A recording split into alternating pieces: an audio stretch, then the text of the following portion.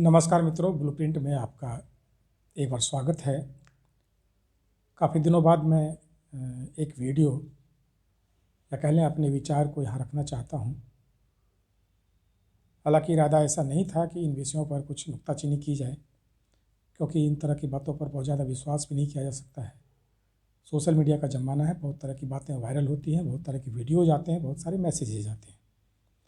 उन मैसेजेस को कैसे जाँचा जाए, कैसे परखा जाए, किसमें कितनी सच्चाई है, ये पता करना बड़ा मुश्किल होता है। लेकिन कभी कभी मुद्दा ऐसा होता है जिसके बारे में ये समझ में आता है कि कहीं ना कहीं इसमें थोड़ी बहुत सच्चाई है। अगर ये 100% सही नहीं है तो 100% ये गलत भी नहीं है। इन दिनों सोशल मीडिया पर एक मैसेज वायरल हो रहा है मुस्लिमों के पोलराइजेशन पर। लाजिमी है, इसमें इसकी चर्चा इसलिए हो रही है क्योंकि उत्तर प्रदेश सहित 4 राज्यों में चुनाव हैं।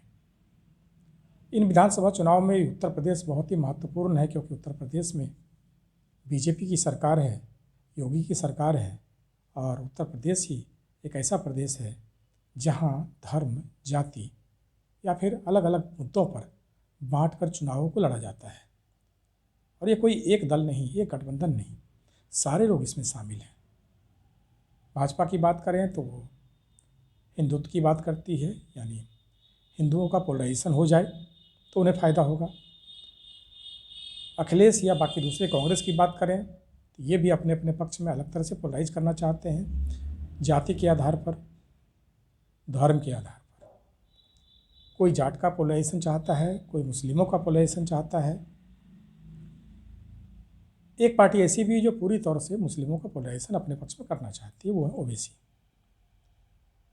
तो कुल मिलाकर 4-5 ऐसे खिलाड़ी उत्तर प्रदेश में हैं जो इस चुनावी मैदान में साम दाम दंड भेद सब कुछ लगाए बैठे हैं। लेकिन इन चारों के अलावा 5वां एक खिलाड़ी ऐसा भी है जो बाहर से वहाँ अपना दांव लगा रहा है, बाहर से अपना खेल खेल रहा है। वो इसलिए खेल रहा है क्योंकि अपने यहाँ वो एक बार आजमा कर देख चुका है। जी हाँ, अभी से कुछ महीनों पहले पश्चिम बंगाल में चुनाव हुए थे, और पश्चिम बंगाल के चुनाव में मुस्लिमों का बहुत बड़ा रोल था, और भारतीय जनता पार्टी अपना पैर वहाँ जमाना चाह रही थी। वहाँ भी भारतीय जनता पार्टी अपने धर्म और कह लीजिए संप्रदाय के आधार पर ध्रुवीकरण करना चाहती थी। बहुत कोशिश किया, नहीं कर पाई। लेकिन उनकी ही प्रतिद्वंदी टीएमसी यानी ममता दीदी ने वो कर दिखाया, जिसमें भाजपा सफल नहीं हो पाई। जी हाँ, पश्चिम बंगाल के चुनाव को देखें तो अलग अलग चरणों में जो चुनाव हुए थे उस समय जो लोग वहाँ मौजूद थे पश्चिम बंगाल में वोट करने वाले, अचानक ही वोट के दिन अलग अलग जिन चरणों में मतदान हुआ था उस दिन बाहर से आए हुए वोटरों को, यानी वोटर तो वहीं के थे, बंगाल के थे, लेकिन जो बाहर रहते थे, काफ़ी बाहर कभी घर नहीं आते थे, वो लोग वापस घर आए वोट करने के लिए। कोई गलत बात नहीं है, अपने मत का प्रयोग किया, अच्छी बात है। और हम कहते भी हैं कि आप अपने वोट की कीमत समझिए और वोट कीजिए, यहाँ तक तो सही है। लेकिन देखा ये गया कि उस समय जिस तरह से उनकी आमद हुई, आमद का मतलब ये है कि कलकत्ता से बाहर या पश्चिम बंगाल से बाहर अलग अलग महानगरों में, नगरों में, छोटे छोटे कस्बों में रहने वाले जो मुस्लिम थे, केवल उनकी आमद काफ़ी बढ़ गई। वो आमद कैसे बढ़ी, ये फैक्ट है, इसको जांचा जा सकता है कि उत्तर प्रदेश और पश्चिम बंगाल दोनों ही जगह इस चीज़ों को अब मिलाकर देखा जा रहा है। क्योंकि पश्चिम बंगाल में चुनाव के समय में, वोट के समय में, जो बाहर रहने वाले मुस्लिम थे, मुस्लिम वोटर थे, उन मुस्लिम वोटरों में से लगभग 55% ऐसे वोटर थे जो कभी अपने घर जल्दी नहीं आते हैं, और वो आर्थिक तौर पर वो इतने कमज़ोर थे कि वो अपना खर्च कर केवल वोट देने वहाँ नहीं आ सकते थे। इतने भी देशभक्त या संविधान भक्त नहीं थे कि अपना वोट करने वो बंगाल आ जाएं। आखिर कैसे आए? तो उस समय टीएमसी ने या ममता दीदी ने अपनी एक योजना को कार्यरूप दिया कि बाहर रहने वाले जितने मुस्लिम थे, जितने वोटर थे, उनको टिकट करवाकर विभिन्न माध्यमों से, कई और एजेंसीज के द्वारा टिकट करवाया, पैसे का लोभ दिया, पैसा भी दिया, सब कुछ दिया कि आकर वो वोट करें, और ये काफ़ी कारगर हुआ। बहुत सारे मुस्लिम वोटर पश्चिम बंगाल आए और उन्होंने वोट किया। निश्चित तौर पर वोट ममता को किया या किसको किया ये कहना यहाँ लाजिमी नहीं है, लेकिन वोट किया। और जिस मकसद से ममता दीदी ने या टीएमसी ने ऐसा किया था उसमें वो सक्सेस हुई, क्योंकि मुस्लिमों का जो वोट परसेंटेज है वो जिस हद तक बढ़ा था टीएमसी के पक्ष में, वो इसकी तस्दीक करता है कि ममता अपने प्रयोग में सफल रही। आज फिर वही हथकंडा उत्तर प्रदेश में अपनाया जा रहा है। जी हाँ, सोशल मीडिया पर जो मैसेज वायरल है, सोशल प्लेटफॉर्म पर जिस तरह की बातें कही जा रही हैं, उससे ये हवा भी लगती है। कारण है कि अखिलेश ने टीएमसी को साझेदार बनाया है उत्तर प्रदेश में चुनाव में। भले ही एक ही सीट दिया हो, लेकिन साझेदार बनाया है। ममता दीदी भी उत्तर प्रदेश में अपना आधार बनाना चाहती है, खाता खोलना चाहती है। ऐसे में किस तरह से ममता दीदी सहयोगी हो सकती है, क्योंकि ममता दीदी यानी टीएमसी का योगी से, बीजेपी से, मोदी से, शाह से 36 का आंकड़ा है। इस आंकड़े को क्या अंजाम दिया जाए ये खुद आप जानते हैं। निश्चित तौर पर जोगी की पराजय, भाजपा की पराजय, मोदी और शाह की पराजय ममता दीदी देखना चाहती है, और वही मकसद अखिलेश का भी है। ऐसे में अभी देखा जा रहा है कि उत्तर प्रदेश में जितने चरणों के चुनाव हैं, अगर अलग अलग फेज की बात करके देखी जाए, पहले चरण से लेकर 7वें चरण तक, उत्तर प्रदेश के जितने मुस्लिम हैं जो उत्तर प्रदेश से बाहर रहते हैं, चाहे वो मुंबई में रहते हो, महाराष्ट्र में, गुजरात में, मध्य प्रदेश में हो, कई छोटे छोटे कस्बों में भी हों, उन सबको उत्तर प्रदेश में वोट के दिन बुलाने की कोशिश की जा रही है। इसको बल इस तरह से मिलता है कि इन जगहों पर अगर अभी रिसर्च किया जाए, देखा जाए, तो जितने भी कार्यालय हैं, जितने भी ऑफिस हैं, जितने भी संस्थान हैं, जितने भी फैक्ट्रीज हैं, या जितने भी ऐसे जगह हैं जहाँ पर मजदूरों को या फिर मुस्लिम लोगों को, कामगारों को काम मिला हुआ है, उन लोगों ने अपनी छुट्टी के लिए आवेदन दे रखा है। और ये आवेदन किस लिए दिया है? निश्चित तौर पर उस दिन अपने घर आने के लिए, वो घर आए और वोट करें।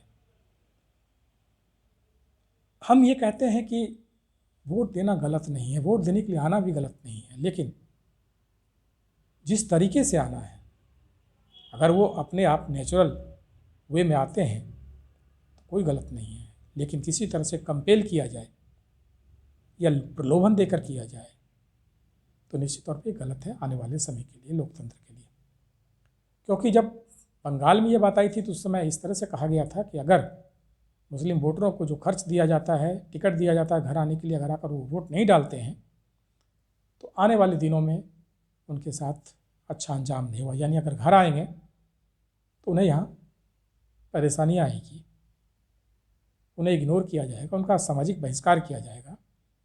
और इस डर, इस धमकी, इसके दम पर काफ़ी हद तक टीएमसी को सफलता मिली। इसके सबूत ऐसे नहीं हैं जिसको दिखाया जा सके, लेकिन गहन जांच हो, गहन जानकारी ली जाए, रिसर्च किया जाए, तो वोटरों का जो परसेंटेज बढ़ा था, खास करके मुस्लिमों का अलग अलग दौर में बंगाल में, इससे ये साबित होता है कि उसमें कितने परसेंट ऐसे वोटर हैं जो आर्थिक रूप से इतने मजबूत हैं कि वो वोट देने के लिए गुजरात से या महाराष्ट्र से या दक्षिण से कहीं से भी वो पश्चिम बंगाल आ पाए। 2 जून की रोटी जिन्हें नहीं मिल पाती है, 5 साल 6 साल में वो एक बार घर आने को भी सोचने से में लाचार हो जाते हैं, वो वोट के दिन कैसे बड़े आराम से वो चले जाते हैं। ऐसा ही कुछ उत्तर प्रदेश में होने वाला है या करने की कोशिश की जा रही है।